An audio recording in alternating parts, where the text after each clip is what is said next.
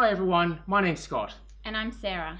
Welcome to another episode of Take 5 with Art, where we give you that chance to disconnect slightly from the hustle and bustle and just look at a piece of artwork.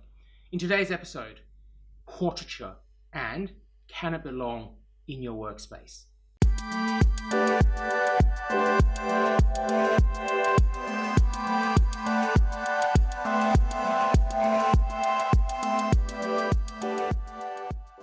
Today we're looking at First Dream by Marc Eggleton. He's created a whole series of works based on dreamscapes, and in those pieces we can see portrait elements as well as abstract elements.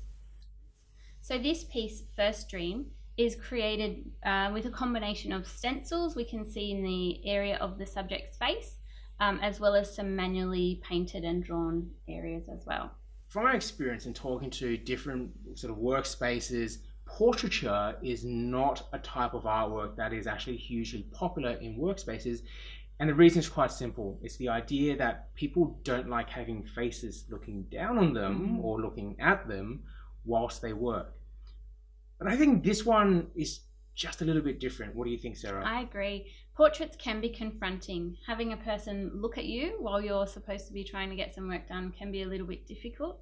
The reason why this one's different, there's a couple of reasons. So firstly, the subject is off to the right-hand side. So we've got an equal amount of emphasis on the portrait part of the artwork as we do on the abstract part of the artwork. So that's one reason. Secondly, she's turning away from us. She might be getting ready to even walk away from us. So that level of connection or engagement is not quite so intense or confronting because she is actually sort of half turned away, so to speak. So I would argue that in this instance, this is a portrait that you could have in a workspace. Well, we've got some artworks which are just full front-on faces, yes. And they can definitely be quite confronting because it's even that idea of if you're meeting someone for the first time and if you just stare at them intently, it can be quite confronting to feel. But in this piece, because you've got that softness to it, because the subject is slightly turned away, that makes it a little bit less. And coupled with the fact that this is got a bit of a graffiti-like feel to it, does make it a bit softer to look at.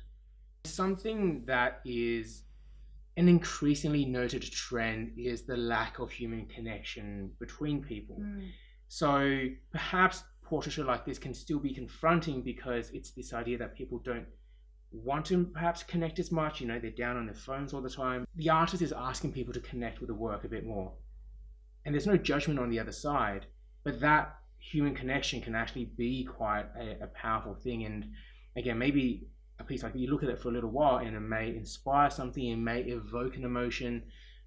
It's a dream. You may have met this person in a dream, but again, that's not necessarily a bad thing. Yeah, look, you raise an excellent point. I think that idea that yes, having direct eye contact can be confronting, that's true. But here we've got an artwork that's actually connecting back to us. So not only are we looking and connecting with the artwork, but there is a two-way engagement happening there.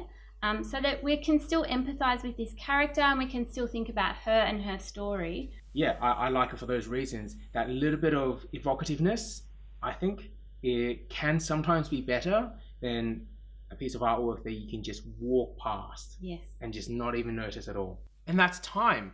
Thank you for spending a few minutes with us today to look at this great piece of artwork. Hope you enjoyed it. Now, get back to work.